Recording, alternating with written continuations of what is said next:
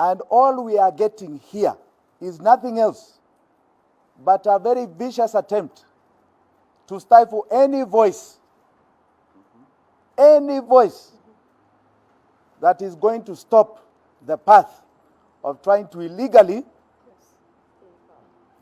remain in power, contrary to the constitution of this country.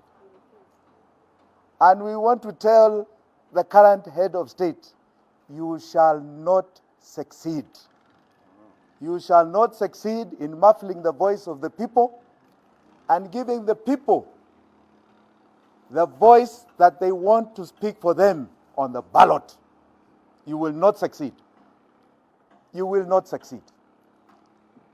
These are lame attempts. And some of us here were ready for you. We were ready.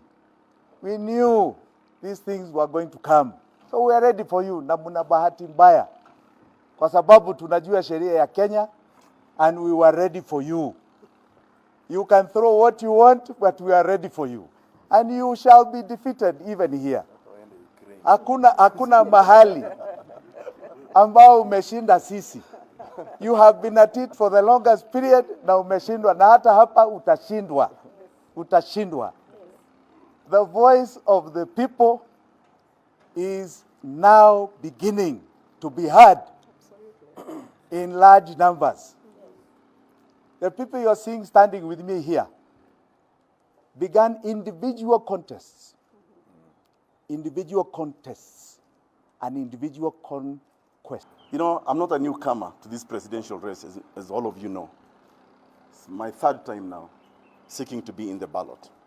In 2017, on the 28th of May, 2017, IEBC issued me with a certificate to run as president.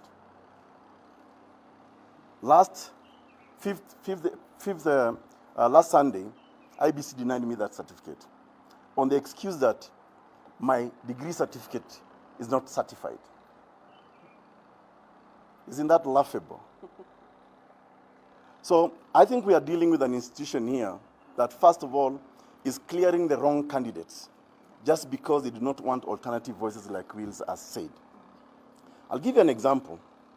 There is a candidate they have cleared called Azimio la Umoja, One Kenya Coalition Political Party candidate. And I would like Kenyans to have a serious debate about this.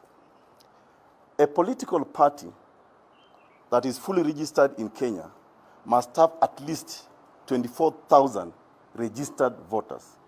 And those registered voters have to be living persons, not companies, not corporates. The candidate that IEBC has cleared, who we know is a system candidate, is actually a candidate from a corporate body called Azimio. Azimio la Umoja party, coalition party, its membership is ODM, NARC Kenya, Wiper, KANU, and the others. Now I want us to ask a very serious question. Will ODM go and vote in an election? Because when you are checking whether you are actually in the register, the first thing that we did was to present our ID. The second person who verified whether I'm actually a natural person or not was the registrar of political parties. How then did some candidate go beyond the office of the registrar of political parties? Nomination fee for presidential candidates is 200,000 shillings. For women, youth, and persons with disability, it is 100,000 shillings. So affirmative action is already envisaged, and he will not stretch that beyond the money. So I am here to say, Chebukati and the team will read the law as it is convenient to them. They will use regulations in order to sieve out those they don't want to be on the ballot. And I just happen to be one of them. So my message is simple. Our 2010 Constitution requires that every citizen who is qualified to run for office runs. And nobody should put impediments and obstacles in their path. That same Constitution says Chebukati and team are not supposed to discriminate against me. They have. And I'll tell you the worst aspect of the discrimination as I finish. He has gazetted 4 candidates. You all know them. He has also issued a list of those that did not qualify.